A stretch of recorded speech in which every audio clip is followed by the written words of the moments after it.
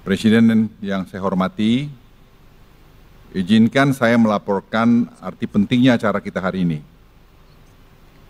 Ini betul-betul memang penting. Jadi Pak Airlangga suruh saya pidato lagi Pak, padahal sebenarnya janjian kita udah dia saja Pak. Ini produksi komersial pabrik bahan anoda litium baterai dari PT BTR New Energy Material. Tadi sudah dilaporkan oleh Pak Airlangga, proyek ini dibangun hanya 10 bulan dari sejak perjanjian investasi ditandatangani Bapak Presiden di Tiongkok pada 2023 Oktober. Hari ini diresmikan. Dan ini sebenarnya merupakan satu ekosistem yang kita bangun, dan jadi kita makin yakin Pak Presiden dengan ekosistem yang sudah terbangun ini, Indonesia tidak bisa diabaikan lagi dari mana-mana. Dan ini saya kira yang coba dicontoh banyak negara sekarang ini. Tapi kita memang harus konsisten dalam dua hal. Satu mengenai legal kita, yang kedua mengenai policy kita. Jadi policy itu jangan ada di overrule lagi, kita harus bisa konsisten. Karena itu yang menjadi sangat penting Bapak Presiden dan juga kami pembantu-pembantu Bapak untuk melihat anoda adalah salah satu komponen utama dalam lithium baterai yang berperan sebagai sumbu negatif. Sementara nikel yang hilirisasinya telah dilakukan selama ini adalah membentuk komponen katoda yang berperan sebagai sumbu positif. Jadi tidak bisa karena kita juga masalah tarif ke Amerika itu kita sudah dapat 25%, sehingga Amerika pun melihat bahwa Indonesia itu menjadi tempat ini menjadi import mereka yang terbaik. Sebagaimana kita ketahui, katoda tidak hanya berasal dari nikel, ada juga yang berasal dari fosfat dan besi, sebagaimana kita kenal sebagai lithium LFP atau lithium ferrophosphate. Namun apapun jenis katodanya, nikel atau LFP, tetap membutuhkan anoda agar lithium baterai dapat berfungsi. Dan ini sangat penting, sekali lagi Bapak Presiden kami laporkan, yang berkali-kali Bapak arahkan kita membangun ekosistem, ini bagian daripada ekosistem yang kita bangun.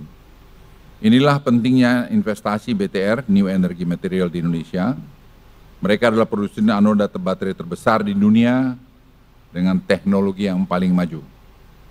Pabrik yang akan Bapak resmikan saat ini memiliki kapasitas 80.000 ton yang cukup untuk membuat 1,5 juta mobil listrik. Dan pada awal kuartal 4 tahun ini mereka juga mulai membangun fase kedua dan akan selesai 1 Maret 2025. Dan total kapasitas 160.000 ton. Dengan kapasitas ini Indonesia akan menjadi produsen anoda baterai nomor 2 terbesar di dunia. Dan pabrik ini menjadi yang terbesar di dunia sebagai pembanding pada Bapak saja. Jepang hanya memiliki kapasitas produksi anoda sebesar 10.000 ton. Dan Korea Selatan hanya 40.000 ton. Sementara itu pabrik terbesar di Tiongkok saat ini kapasitasnya adalah 100.000 ton. Jadi kita akan bisa melewati Tiongkok dalam beberapa waktu ke depan. Dengan adanya pabrik anoda baterai ini, ekosistem industri lithium baterai di Indonesia akan semakin lengkap. Dan sesuai tugas yang Bapak Presiden berikan kepada kami, kita tidak hanya akan mengembangkan lithium baterai, tapi yang berbahan katoda, nikel, tapi juga katoda LFP dan pabrik LFP saat ini sedang dibangun Indonesia. LFP ini memang menjadi penting, walaupun LFP ini sebenarnya berpengaruh dengan cuaca yang ekstrim dingin maupun ekstrim panas. Oleh karena itu, tetap saja orang masih melihat lithium baterai itu pilihan yang terbaik saat ini. Bapak Presiden yang saya hormati, serta para hadirin yang berbahagia, keberhasilan kita untuk membangun hilirisasi dan mengembangkan ekosistem mobil dan baterai tidak lepas dari arahan Bapak Presiden dan konsistensi pemerintah dalam menjadikan aturan yang baik. Saya masih ingat betapa Bapak Presiden dulu memutuskan untuk kita memban ekspor nikel ore itu yang banyak sekali waktu itu pro-kon. Tetapi Presiden saya ingat betul konsisten terhadap itu, karena waktu itu ekspor kita akan hilang kira-kira 1,5 miliar. Tapi Bapak Presiden dengan keputusan Bapak waktu itu, tahun lalu ekspor kita sudah hampir lebih dari 34 miliar dolar. Jadi angka yang sangat besar. Dan kita melihat kalau proses ini terus berjalan pada tahun 2030, 2027, maaf, kita akan meningkatkan sampai 30 miliar dolar ekspor kita dari hilirisasi ini. Dan ini saya kira akan membuat Indonesia ekonominya menjadi tambah penting. Kredibilitas ini menjadi penting karena ini akan menjadi dasar kepercayaan bagi investor. Kita tidak dapat bersaing lagi dengan negara-negara tetangga hanya sekedar mengandalkan insentif. Tidak hanya insentif, tetapi kredibilitas dan kepercayaan menjadi faktor kunci yang harus kita pertahankan. Kita akan memiliki pesaing dalam pengembangan KEK dari Johor dan Singapura, yang pada awal tahun ini akan ditandatangani koridor Special Economic Zone, di mana Johor akan menyediakan lahan dan sumber daya energi yang kompetitif, di mana Singapura mendukung dengan kualitas SDM yang tinggi. Saya senang Bapak Presiden selalu mengatakan kita kompetitif, kita harus kompetisi. Kami tidak takut bersaing dengan mereka karena kita juga memiliki modal kekuatan yang baik, serta kredibilitas kepercayaan yang selama ini sudah kita bangun. Dan saya percaya dengan leadership Bapak, walaupun Bapak beberapa waktu lagi akan meninggalkan pemerintahan, memimpin ini, tapi Bapak telah meninggalkan legacy yang saya kira tidak mudah dibentuk oleh orang lain. Dan saya percaya Bapak Presiden sepanjang waktu orang akan mengenang bahwa Bapak telah meletakkan landasan negara ini menjadi negara industrialisasi. Tidak hanya pengekspor raw material. Saya kalau boleh mungkin agak sentimental, selamat jalan Pak. Bapak akan menjadi kenangan yang indah buat Indonesia. Walaupun masih 2-3 bulan Pak Presiden, tapi saya kira acara penting semacam ini menurut saya sangat, buat saya pribadi sangat menyentuh.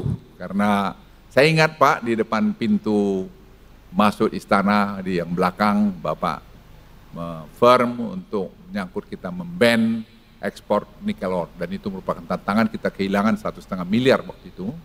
1 miliar sekian, tapi sekarang buahnya kita lihat Pak, kita disegani, dihormati, dan teknologi kita tambah bagus, dan ekspor kita akan meningkat. Jadi saya yakin dalam kurun waktu yang tidak lama, ekspor kita dalam turunan hilirisasi ini, Bapak Ibu sekalian akan meningkat sangat signifikan.